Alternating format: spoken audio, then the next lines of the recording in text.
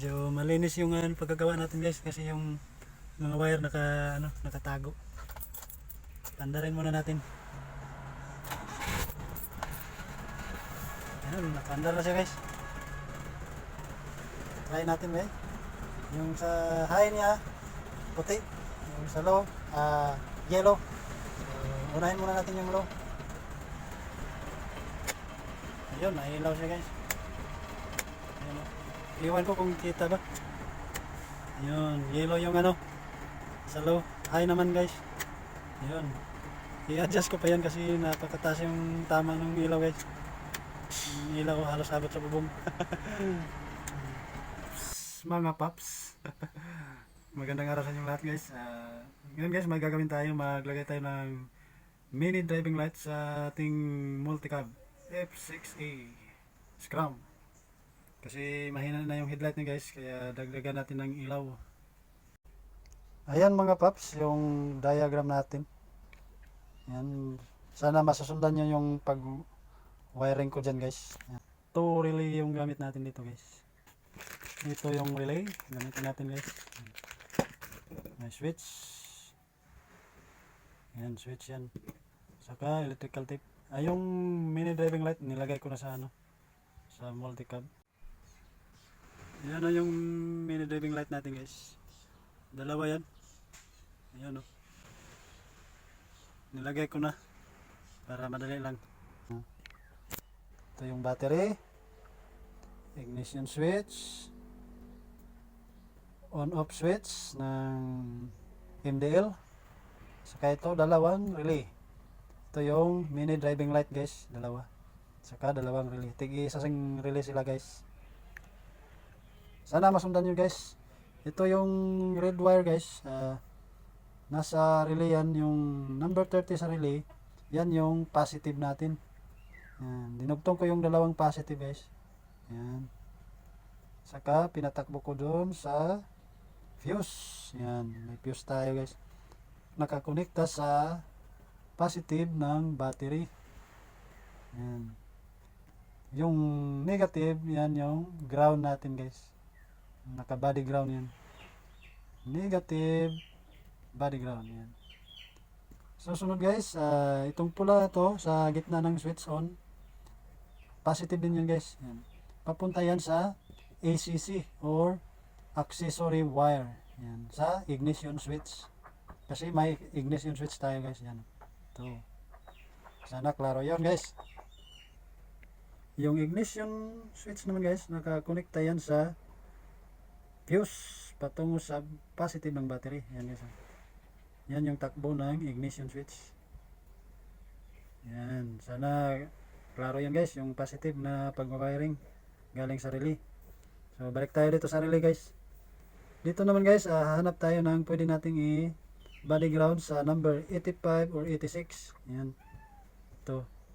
Pwede itong magkapalit guys yung 85 sa 86 kasi trigger lang naman yan.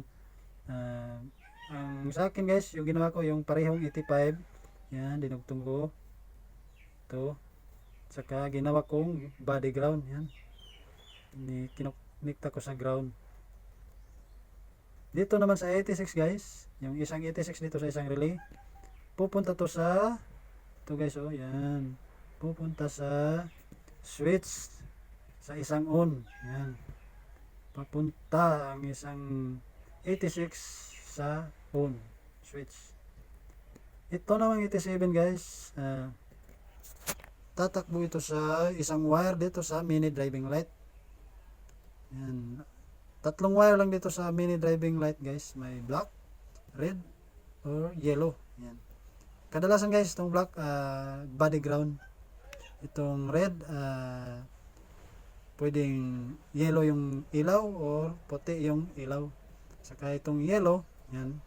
Yan, yellow wire. Kadalasan yellow din yung ilaw guys. Diyan tumakbo yung number 87 guys. Kinonekta ko dyan sa isang wire ng mini driving light sa yellow. Doon naman sa isang 8 relay guys. Yan. Yung 86 nakatakbo sa isang switch on. Yan. Yung 87 naman sa isang relay guys. Yung papunta to sa pulang wire dito sa isang mini driving light. Yan, dito. Yan. Dinugtong ko lang yung sa kabila guys. Yan, sa pula. Yan ang takbo ng mga wiring nila guys. Yung block, ginawa ko ng ground. Actualan natin to guys sa sasakyan. Yung wire ito guys, dinugtungan ko lang para umabot dito sa ilalim. Dito siya. Ayan, dinugtong ko dito guys. Iba na yung kulay.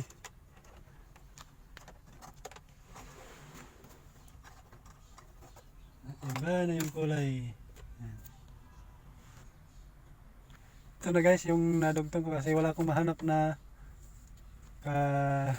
color coding ng mini driving light. Itong kulay na to guys, doon sa mini driving light, black yun. Black. Saka ito yung wire doon sa yellow to guys, doon sa mini driving light. Ganito na lang nilagay ko. Tapos ito yung pula sa mini driving light.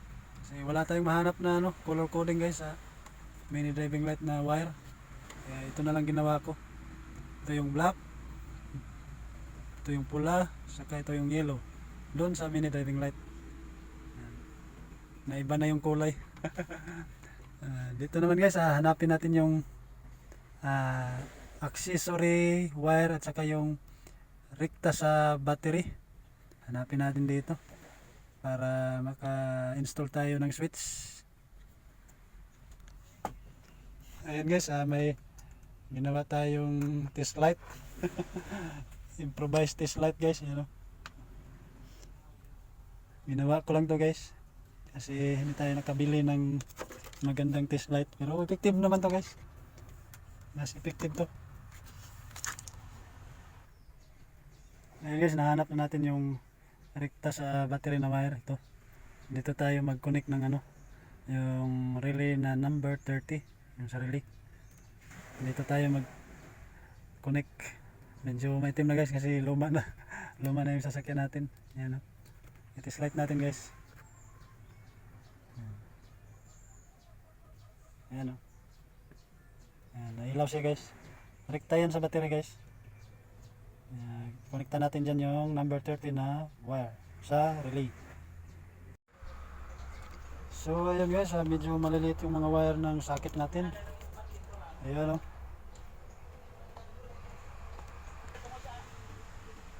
yan, maliliit guys, kaya palitan natin ang wire.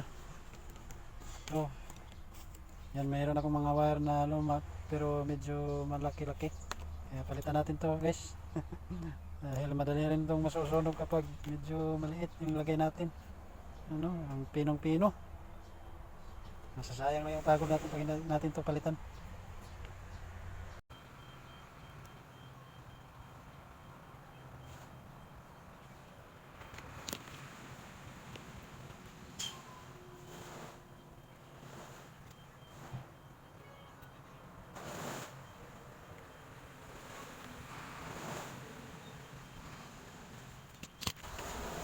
Yan, ano na guys, liit nito guys. Pinong-pino yung nakalagay sa sa socket nya. Kaya palitan natin ng malaking wire para medyo tumibay-tibay naman. Kahit hindi na color coding guys kasi wala akong kulay. Sa number 30 to ilagay.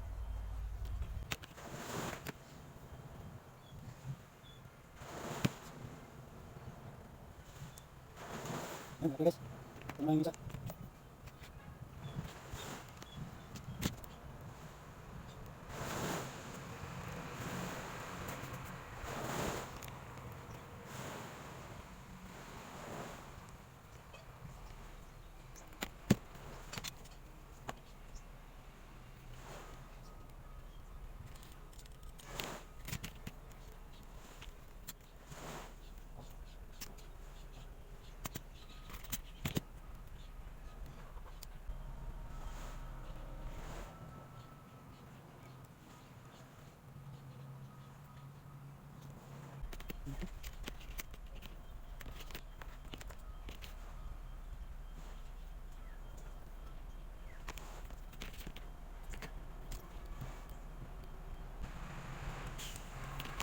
Ngayon, pinalitan natin yung wire niya guys kasi maliit. Na, kulay blue na, hindi na red. Kasi wala tayong pula. Walang red. Kaya ito na lang.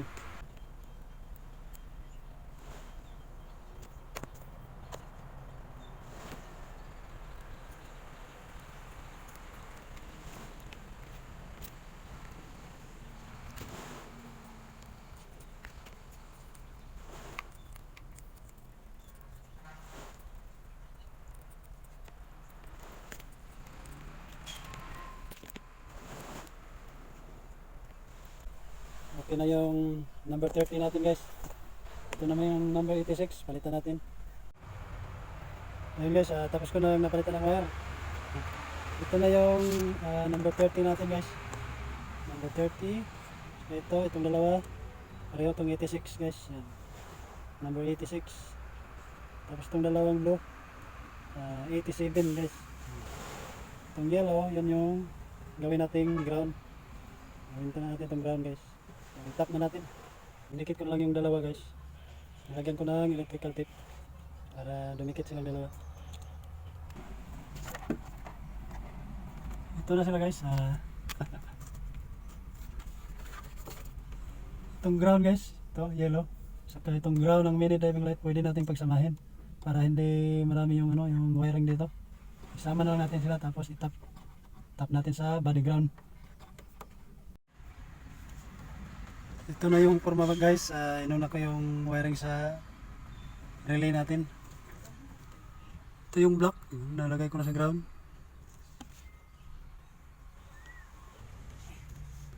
Ito yung block ng driving light guys, yung color block na wire.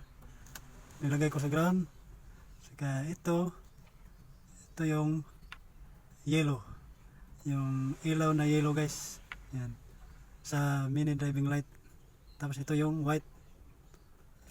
Ganito yung forma niya guys. Ito ang inuna kong wiring para masundan nyo guys. Number 87 to sa relay. Number 87 yung sa mga ilaw guys. Tig-iisa silang relay. Ito naman guys yung itong dalawang orange. Tatakbo natin to sa switch. Ito yung number 86. Number 86. Saka itong number 85. Itong pula. Number 85. Gawin natin itong ground. 85. Saka itong blue.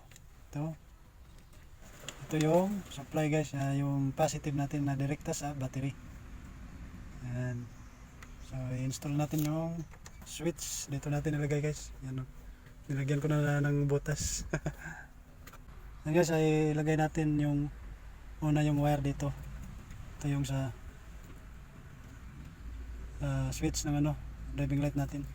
Kasi mahirap ilagay pag na yung switch dito nakalagay na, mahirap maglagay ng wire dito sa kanyang screw. Itong green guys, patungo to sa accessory wire. Itong green na wire, yung nasa gitna ng switch. Yan o. Yan. Itong nasa gitna, accessory wire to. Saka ito yung on sa dalawa nating mini driving light.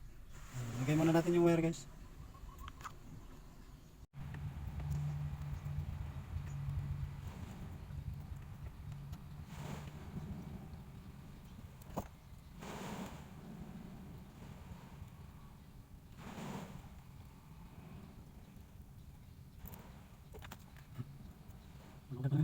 Down.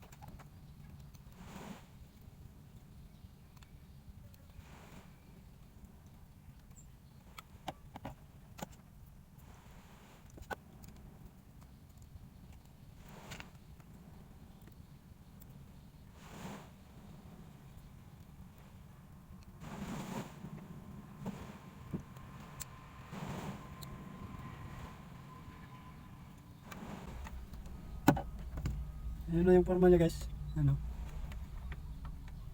Accessory wire to guys. Sa sasakyan. Lagay muna natin yung ground ng relay. Hindi ko pa nalagay yung ground.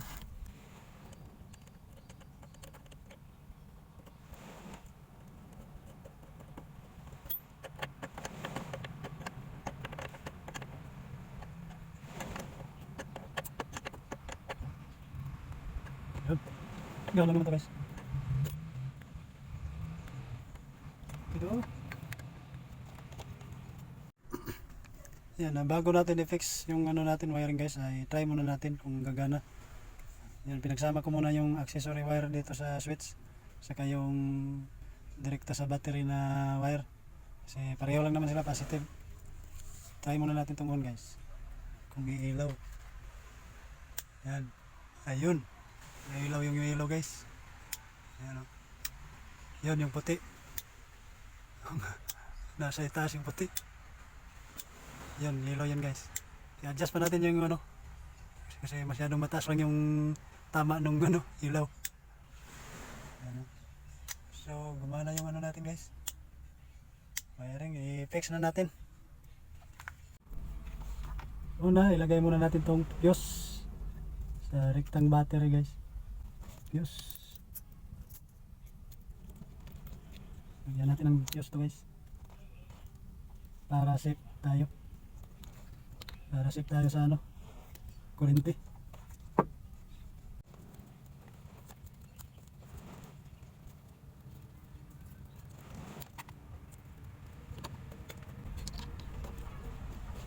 Lagyan na natin yung fuse guys. Yung fuse natin sa ano guys, 10 amps lang. Ayan. 10 ampere lang yung ilagay natin dito na fuse pa. Kasi para pag nagka-kaso may ano, madali lang siyang maputol. Nagka-short siya. Kaya 10 ampere lang. Ito naman kadalasan ginagamit siya guys sa ano, mini driving, 10 ampere lang. 10 or 15 pababa, basta 15 pababa, okay pa yan. Huwag lang ipataas ng 15 kasi medyo malakas na yun. Ayun guys, bago natin i-fix lahat, try muna natin ulit. Kasi na ano na yung mga wire natin, na tap na, tapos hindi pa na ano, na-arrange. Kaya try muna natin ulit.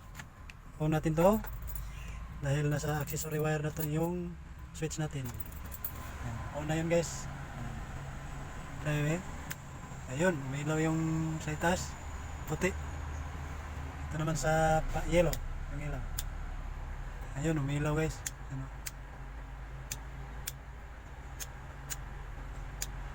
Yan, effective yung wiring diagram natin guys. So, fix na natin to. Ito na yung itsura guys. Yan o. Ito yung switch. Saka yung relay, andun. Yan. Doon sa ilalim. Diyan ko nilagay yung relay. Try natin ulit guys kung gagana ba talaga. Medyo malinis yung pagkagawa natin guys kasi yung mga wire nakatago. Tandarin muna natin. Ayan, nakandar na siya guys. Try natin ba yung sa high niya puti, yung sa low yellow. So, unahin muna natin yung low. Ayun, nailaw siya guys.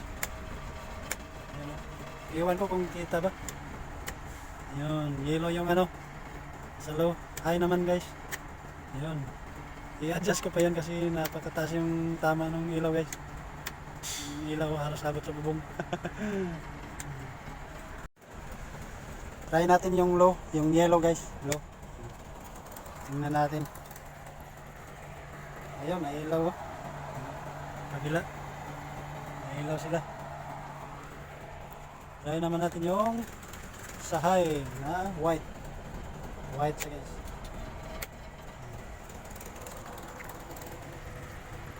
Ayun, nagana silang lahat guys. Okay yung wiring natin. So, ganun lang ang pag-wiring ng ano guys, mini driving light sa ating mga sasakyan. Pwede yung sa ano, pwede nyo i-apply sa motor. Pareho lang naman ang pag-wiring nun sa motor. Sana may matutunan kayo guys sa aking video. Nang makatulong ako. Salamat po sa inyong lahat. Mga paps.